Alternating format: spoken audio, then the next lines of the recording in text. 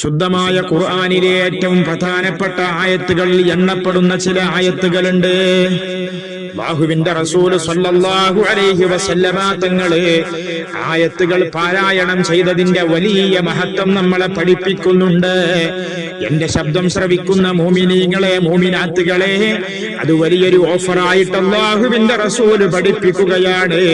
അത് നമ്മൾ മനസ്സിലാക്കാതെ പോയാൽ, പാരായണം ചെയ്യാതെ പോയാൽ വലിയ നഷ്ടമാണ്.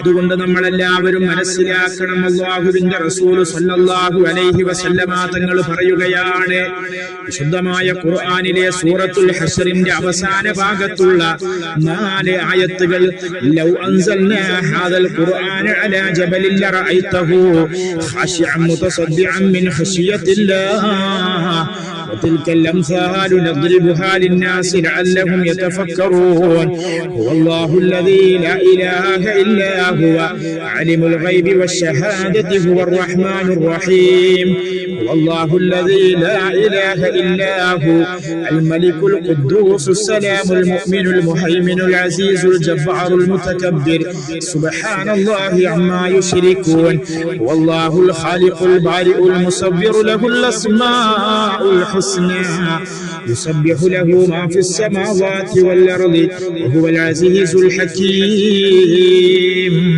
ഈ 4 ആയത്തുകൾ ഒരാൾ സുബഹി നിസ്കാരത്തിന് ശേഷം ഒരു തവണ പാരായണം ചെയ്താൽ വൈകുന്നേരം വരെ അല്ലാഹുവിന്റെ 70,000 മലക്കുകളെ